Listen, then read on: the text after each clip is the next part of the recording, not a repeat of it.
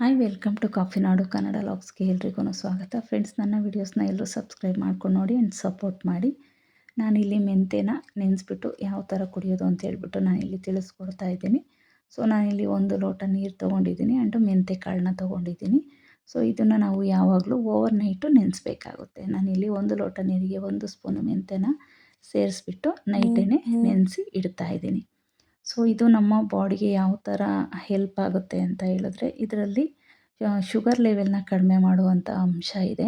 So ಯಾರಿಗೆಲ್ಲ sugar ಇರುತ್ತೋ ಅವರು ಡೈಲಿ 1 ಸ್ಪೂನು ಮೆಂತೆನ ನೈಟೇ ನೆನೆಸ್ಬಿಟ್ಟು ಬೆಳಗ್ಗೆ ಎದ್ದ ತಕ್ಷಣವೇ ಖಾಲಿ ಹೊಟ್ಟೆಯಲ್ಲಿ ಆ ಮೆಂತೆ ನೀರನ್ನು ಕುಡಿದ್ಬಿಟ್ಟು ಆ್ಯಂಡ್ ಆ ಮೆಂತೆ ಕಾಳನ್ನ ತಿನ್ನೋದ್ರಿಂದ ಶುಗರ್ ಲೆವೆಲ್ನ ಕಡಿಮೆ ಮಾಡ್ತಾ ಬರುತ್ತೆ. ಸೊ ಅದರಲ್ಲೂ ಕಂಪಲ್ಸರಿ ಶುಗರ್ ಇರೋರು ಯೂಸ್ ಮಾಡಿದ್ರೆ ತುಂಬಾ ಉಪಯೋಗ ಆಗುತ್ತೆ.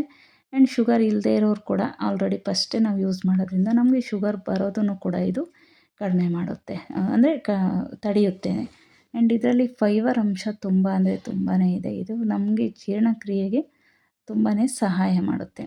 ಆ್ಯಂಡ್ ನಮ್ಮ ಬಾಡಿಯಲ್ಲಿ ಏನಾದ್ರೂ ಹಾರ್ಮೋನ್ಸ್ ಇಂಬ್ಯಾಲೆನ್ಸ್ ಇದ್ದರೆ ಅದನ್ನು ಕೂಡ ಇದು ಕ್ಲಿಯರ್ ಮಾಡ್ತಾ ಹೋಗುತ್ತೆ. ಇದರಲ್ಲಿ ಪೋಷಕಾಂಶ ತುಂಬಾ ಇದೆ ಆ್ಯಂಡ್ ನಾರಿನಾಂಶ ಕೂಡ ಇದರಲ್ಲಿ ತುಂಬ ಇದೆ.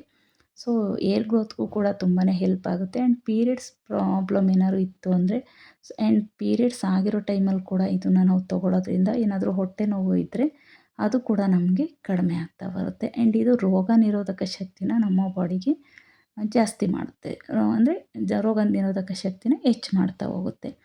ಸೊ ಆ್ಯಂಡ್ ಅದ್ರ ಜೊತೆಗೆ ಕರುಳಿನ ಸಮಸ್ಯೆ ಏನಾದ್ರು ಇತ್ತು ಅಂದರೆ ಅದನ್ನು ಕೂಡ ಕ್ಲಿಯರ್ ಮಾಡ್ತಾ ಬರುತ್ತೆ.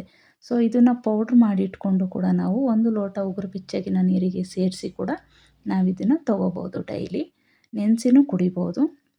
ಆ್ಯಂಡ್ ಅದ್ರ ಜೊತೆಗೆ ಕೆಲವರು ಚಟ್ನಿ ಪುಡಿ ಎಲ್ಲ ಮಾಡಿ ಇಟ್ಕೊತಾರೆ, ಆ ಥರನೂ ನಮ್ಮ ದೇಹಕ್ಕೆ ತೊಗೋಬೋದು. ಬಟ್ ಈ ಥರದ್ದು ನಾವು ರೆಡಿ ಮಾಡಿ ಇಟ್ಕೊಂಡು ಬೆಳಿಗ್ಗೆ ನಾವು ಖಾಲಿ ಹೊಟ್ಟೆಯಲ್ಲಿ ತೊಗೊಳೋದ್ರಿಂದ ತುಂಬಾ ನಮ್ಮ ಆರೋಗ್ಯ ಚೆನ್ನಾಗಿರುತ್ತೆ.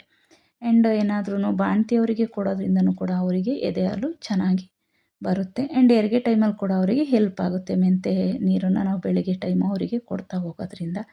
ಸೊ ಇಷ್ಟೆಲ್ಲ ಉಪಯೋಗ ಇದೆ. ಆ್ಯಂಡ್ ಜ್ವರ ಕೆಮ್ಮು ಕೂಡ ನಮ್ಮ ಬಾಡಿಗೆ ಬರದೇ ಇರೋ ಥರ ತಡೆಯುತ್ತೆ. ಸೊ ಇಷ್ಟೆಲ್ಲ ಉಪಯೋಗ ಇದೆ ಅಲ್ವಾ. ಇದನ್ನು ನಾವು 1 ವಾರ ತೊಗೊಳೋದ್ರಿಂದನೇ ನಮ್ಗೆ ಒಳ್ಳೆ ರಿಸಲ್ಟ್ ಬರುತ್ತೆ. ಸೊ ಟ್ರೈ ಮಾಡಿ. Thank you for watching.